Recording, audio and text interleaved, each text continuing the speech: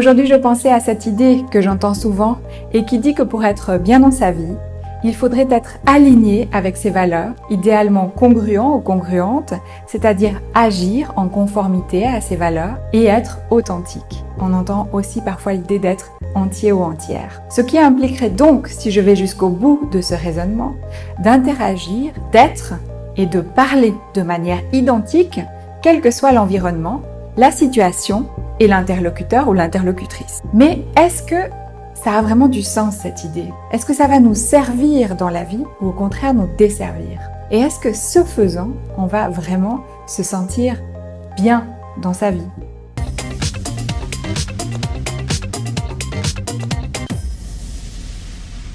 Bonjour, je m'appelle Corinna Lupo, j'accompagne les personnes à naviguer dans la complexité de nos relations et je soutiens aussi le changement en entreprise. Bienvenue sur ma chaîne appelée Parallaxe, où je partage avec vous différentes notions ayant piqué ma curiosité et qui me poussent à reconsidérer nos manières de relationner et d'agir. Il y a quelques années, j'étais assez proche de cet idéal de fonctionnement qui disait qu'il fallait être aligné entre ses valeurs et ses actions en permanence dans le quotidien, bien que je n'arrivais pas vraiment à être comme ça à 100%.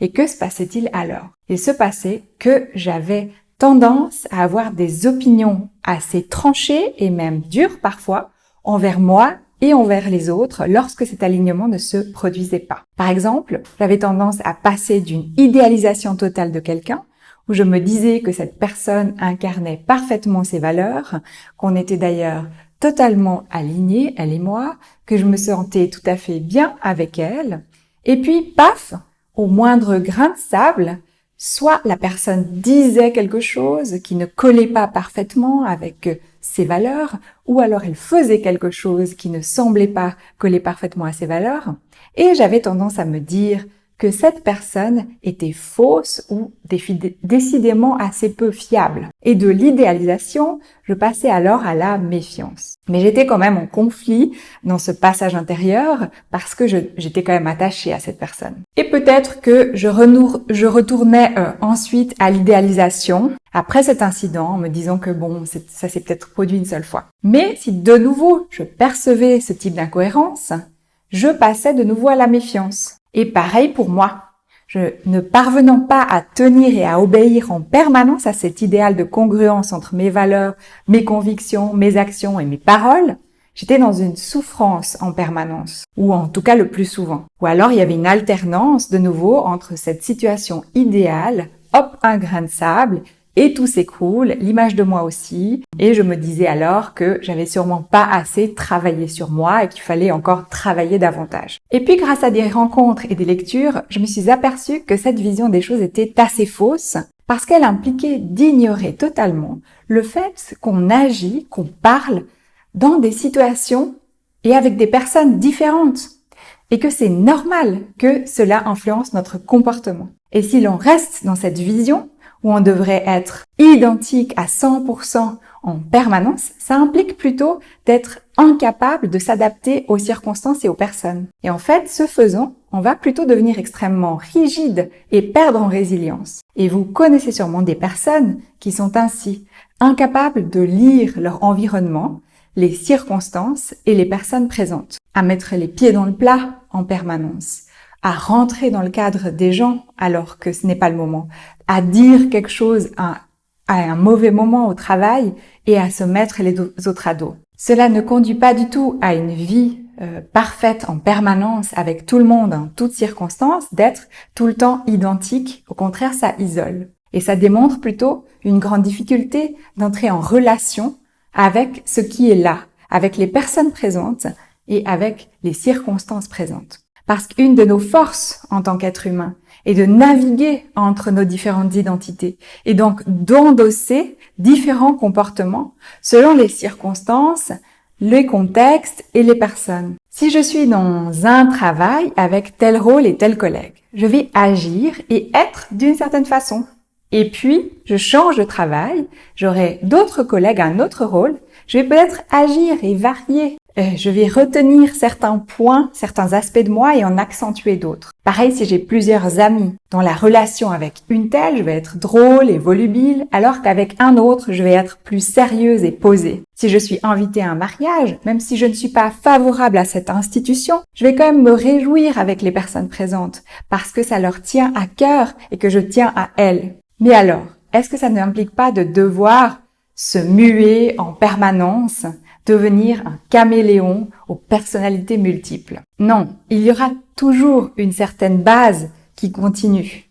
Il y a bien une Corinna qui reste dans la continuité, dans la durée, mais avec une certaine souplesse. Parce que même si j'ai bien des valeurs, j'en ai quand même un certain nombre. Certaines vont être plus marquées dans certaines circonstances, tandis que d'autres n'auront rien à faire là, car elles ne correspondent pas à la situation présente. Toutes ne doivent pas exister avec la même force dans toutes les situations. Et puis, il y aura aussi peut-être une pesée d'intérêt à faire entre deux valeurs ou deux besoins. Je peux avoir le besoin de choisir librement mes activités et ce faisant, je vais être tentée de refuser d'aller voir un concert d'un groupe qui ne m'intéresse pas. Mais en même temps, je peux avoir le besoin de partager quelque chose avec la personne qui m'invite.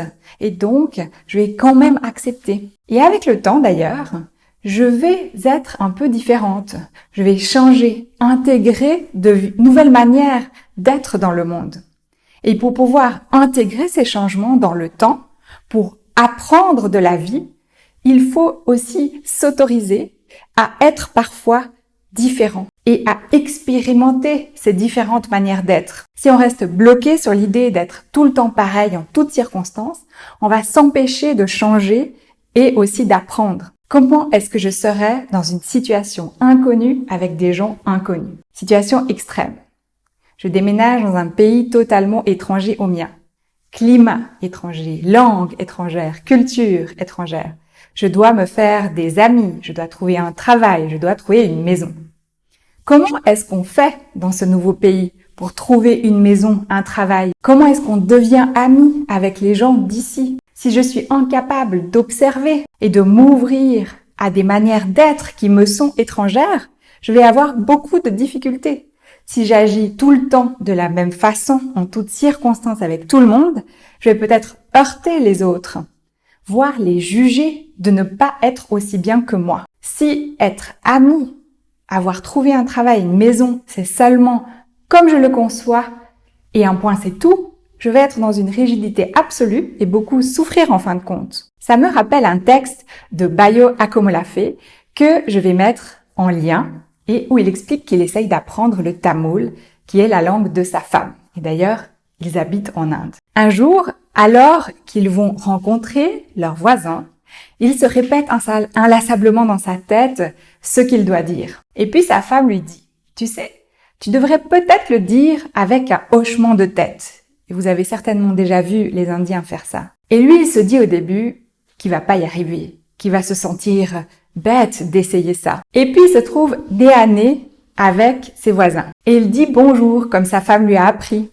En même temps, il tente ce fameux hochement de tête. Et là, il remarque que les autres ont été touchés. Et il se dit alors que jusque-là, il avait essayé d'apprendre cette langue comme si c'était un dictionnaire, en apprenant par cœur des mots et des phrases à dire au bon moment. Et il se rend compte que si on veut apprendre une nouvelle langue, la langue doit aussi nous apprendre nous. Pour parler nouveau, dit-il encore, il faut prendre le risque d'être stupide et désorienté. Et vous alors, allez-vous oser vous éloigner de qui vous pensez être grâce à la rencontre avec l'autre? Voilà, c'est tout pour aujourd'hui. Dites-moi si tout ça vous a fait réfléchir ou si ça vous a inspiré une réflexion. Si vous voulez me contacter, vous pouvez le faire en écrivant à contact@sticla.co. Si vous m'écoutez en podcast et si vous regardez cette vidéo sur Instagram ou YouTube, laissez-moi un commentaire. Merci pour votre temps et quant à moi, je vous retrouve bientôt.